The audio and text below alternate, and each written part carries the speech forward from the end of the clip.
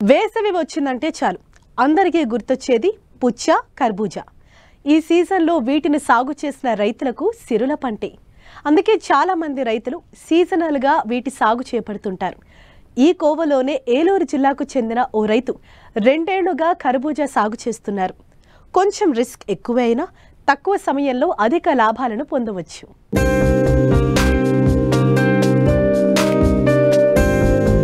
కనుచూపు మేర కనిపిస్తున్న ఈ కర్బూజా పంట ఏలూరు జిల్లా ముసునూరు గ్రామానికి చెందిన రైతు రేగుల వెంకట నరసింహారావుది. తనకున్న 3.5 ఎకరాలతో పాటు మరో 9 ఎకరాల భూమిని కౌలుకు తీసుకుని వ్యవసాయం చేస్తున్నారు. కంద, అరటి, బొప్పాయి పంటలను ఎక్కువగా సాగు చేస్తూ ఉంటారు. అయితే వేసవిలో పుచ్చ, కర్బూజాకు మంచి డిమాండ్ ఉండడంతో గత ఏడాది నుండి కర్బూజా సాగు చేస్తున్నారు. బెడ్డింగ్ విధానంలో మల్చింగ్ ఏర్పాటు చేసి సాగు చేపట్టారు. కలుపు సమస్య తగ్గడమే కాకుండా నాణ్యమైన దిగుబడిని పొందుతున్నారు. ఇతర పంటలతో పోల్చితే కర్బూజా సాగు ఆశాజనకంగా ఉందంటున్నారు. ముదురు 3 ఎకరాలన్నర పెట్టామండి కర్బూజా. లాస్ట్ ఇయరే ఫస్ట్ టైం పెట్టినప్పుడు పంట అయితే 10 టన్నులు దిగుబడి వచ్చిందండి ఎకరానికి. First cutting. రెండో కటింగ్ వచ్చి 3-4 టన్నులు అవుద్ది అనుకున్నాం. ఈలోపు మార్చి ఫస్ట్ వీక్లో వర్షం వల్ల మొత్తం డ్యామేజ్ అయ్యి పంట చేతికి రాలేదు. ఈ సంవత్సరం 3 ఎకరాలన్నర పెట్టామండి. 3 ట్రిప్పుల కింద పెట్టామండి ఈ సంవత్సరం. 20-25 రోజులు గ్యాప్ ఇచ్చి 3 సార్లుగా పెట్టానండి. మొత్తం 12 ఎకరాల్లో పెట్టాము. పంట కాలం వచ్చి 60-65 రోజులు వచ్చేటప్పటికి ఫస్ట్ కటింగ్ వస్తుందండి. దీనికి డౌనీ మిల్లి తెగులని కొంచెం లేత మొక్క కాడి నుంచే తెగులు ఎక్కువగా ఉంటుందండి. ఆకు ఎండిపోతూ ఉంటుంది. దాన్ని కంట్రోల్ చేయాలండి. బాగా సెన్సిటివ్ పంట ఇది. మందులు అవి కొంచెం ఎక్కువ కొట్టాలి. కింద మందులు కూడా రోజు ఎక్కిస్తూనే ఉండాలి, రోజు. ఎరువులు అనేది నేను నిరుడైతే లాస్ట్ ఇయర్ అయితే ఏం చేయలేదండి. ఈ సంవత్సరం షీట్ కింద మామూలుగా ఆర్గానిక్ డిఏపి కానీ, పొటాష్ కానీ, ఈ మామూలుగానే గ్రీన్ ఫాస్ఫరస్ అని మల్టీప్లెక్స్ కూడా వేసామండి. కొన్ని తెగుళ్ళు రాకుండా కూడా కలిపాము షీట్ కింద. ఎకరానికి వచ్చి విత్తనాలు వచ్చి 200 గ్రాములు పడతాయండి. 200 గ్రాముల నుంచి 1/2 కేజీ వరకు పడతాయండి. విత్తనాలు మేము అనంతపురం జిల్లా కళ్యాణదుర్గం నుంచి తీసుకున్నామండి. అక్కడ సురేష్ గారని ఆయన సలహా మీద లాస్ట్ ఇయర్ పెట్టామండి.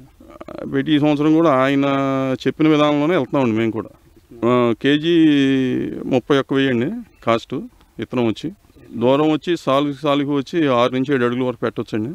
కాయ వచ్చి మనకి అంటే కటింగ్ వచ్చి 1/2 కేజీ పైన ఉంటేనే కట్ చేస్తారండి. లోన నుంచి కట్ చేయరు. 1/2 కేజీ కానించి 2 కేజీల వరకు కూడా వస్తుందండి. అంటే బాగా చెదురుగా వస్తాయి. ఎక్కువ కేజీ బావులు వస్తుంటాయండి. ఇది మార్కెటింగ్ నేను సురేష్ గారితో మాట్లాడి ఆయన మార్కెటింగ్ చేస్తానంటే నేను పెట్టానండి. ఆయన ద్వారానే విజయవాడ నుంచి ఆయనే పురమాయించారండి. వాళ్ళకి అనంతపురం జిల్లా ఎక్కువ అండి. ఆ ఏరియా అంతా ఇది కర్బూజా ఎక్కువ. మార్కెటింగ్ మొత్తం వాళ్ళకి కొంచెం అనుకూలంగా తెలిసిన వాళ్ళు ఉంటారు. దాని మీద ఆయన సలహా మీదే నేను చేశానండి. కాపు అనేది 3 స్టేజీలు పడుతుందండి. 10-12 టన్నుల వరకు తగ్గదనుకుంటున్నామండి. అదంటే పింద కట్టు కనుక ఇప్పుడున్న పింద తయారైతే కొంచెం ఎక్కువ వస్తుందండి. అది మరి వాతావరణం మీద ఆధారపడి ఉంటుందండి. దాని మీద తయారైందంటే కాయ కొంచెం పక్వానికి రావడం స్టార్ట్ అవ్వగానే పైన నెట్ లాగా వస్తుందండి. నెట్ అనేది బాగా వచ్చినాక ఇంకా తాయి పక్వానికి వచ్చినట్టు మనకు అర్థమవుతుంది. అంటే కవులతో 1,00,000 నుంచి 1,20,000 దాకా అవుతుందండి ఒక ఎకరానికి. అంటే మార్కెట్ ఉంటే 1,50,000-2 లక్షల వరకు రావచ్చు అనుకుంటున్నామండి. పంట ఇప్పుడున్న కాలంలో కొంచెం మెరుగ్గా రైతుకి కొంచెం రిస్క్ తీసుకుని చేయాలండి. బాగా సెన్సిటివ్ అండి క్రాప్ ఇది. చేసుకుంటే కనుక ఎంతన్నా కానీ మిగిలిన పంటల మీద మెరుగ్గానే ఉంటుందండి. నేను అరటి G9 వెరైటీ అరటి చేసేవాడిని అండి. బొప్పాయి వేస్తున్నామండి. కంద ఒకటి రెగ్యులర్గా వేస్తూ ఉంటానండి. అంటే కంద ఒకటి బాగానే ఉంటుందండి రైతు వారికి చేసుకుంటే. కందకైతే మనం తెగుళ్ళు ఏమి ఉండవండి. ఈ పంట అంటే చేసుకుంటే బాగానే ఉంటుందండి. రిస్క్ ఉంటుందండి. రిస్క్ ఎక్కువ ఉంటుంది. అలాగే ఆదాయం కూడా కొంచెం పంటనే ఈల్డింగ్ తీసుకోగలిగితే ఆదాయం కూడా బాగానే ఉంటుంది. నీళ్ళు అనేది అంటే సాయిల్ కండిషన్ బట్టి ఇస్తుంటామండి. వాటర్ అనేది మరీ ఎక్కువైనా కూడా పాదు కుళ్ళుడు వచ్చే గుణం ఉంటుందండి. టన్ను 10 నుంచి 15,000 దాకా ఉండొచ్చండి. విత్తనం వచ్చి సేమ్ దోస విత్తనం ఎలాగో ఉంటుందో అలాగే ఉంటుందండి. ఇది పాదు కూడా దోస పాదు లాగానే ఉంటుందండి. స్టార్టింగ్ పువ్వు అది మొత్తం అంతా దోస ఉండే లక్షణంలోనే ఉంటుందండి మొత్తం క్రాప్ అంతా. డిసీజులు అంటే ఈ వాతావరణాన్ని బట్టి కొంత ఉంటుందండి. ముడత అది కూడా వస్తూ ఉంటుందండి. దానికి సంబంధించిన మందులు స్ప్రే చేసుకోవడం. వైరస్ ఒకటి వస్తుందండి. అవి రాకుండా కొంచెం చూసుకుంటే పంట ఈల్డింగ్ అది తీసుకోగలిగితే కనుక రైతు వారీగా ఆశాజనకంగా ఉంటుందండి.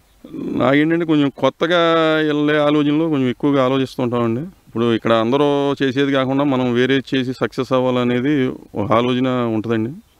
దాని ప్రకారం ఈ పంటని ఎంచుకున్నాం. నీళ్ళ కట్టుడికి అసలు ఈ పంట విధానం పనిచేయదండి. Drip irrigation compulsory mulching sheet ఉండాలి. ఆ విధానంలోనే సాగు చేయాలండి. దుక్కు దున్నేసి మామూలుగా అన్ని పంటలకు మళ్ళీ దుక్కులే దున్నేసి తర్వాత ఈ బెడ్ తోలాలండి. బెడ్ వచ్చినాక దాని మీద మనం ఎరువులు యాజమాన్యం చూసుకుని దాన్ని బట్టి షీట్ అది వేయించి చేసుకోవటం. షీటు ఎకరానికి 12-13 వేలు అవుతుందండి మొత్తం ఎయిటంతో సహా. విత్తనం పెట్టాక 4వ నుంచి 5వ రోజుకి మొలక కనపడుతుందండి. కాలపరిమితి వచ్చి మనకి అంటే ఫస్ట్ క్రాప్ వచ్చి వాతావరణం బట్టి 60-65 రోజులకు వచ్చేస్తుందండి ఫస్ట్ కటింగ్. తర్వాత వచ్చి 90 రోజుల వరకు ఉంటుందండి పంట. వెనకమాల రెండోసారి మూడోసారి వేసిన పిందలో కొంచెం తయారైతే కనుక మనకు ఈల్డింగ్ ఎక్కువ ఉంటుందండి. అది సైజులు రాకపోతే కనుక ఈల్డింగ్ తగ్గుద్దండి. వాళ్ళ వాతావరణంలో కొంచెం బెటర్ అనిపిస్తుందండి మిగిలిన పంటలు లెక్కేసుకుంటే. అంటే ఈల్డింగ్ వస్తే కనుక 50-60 వేలు రావచ్చు అండి. లేకపోతే 25-30 వేలు అనేది కంపల్సరీ వస్తుంది అనేది ఒక నమ్మకం ఉంది. పెట్టుబడి పోను.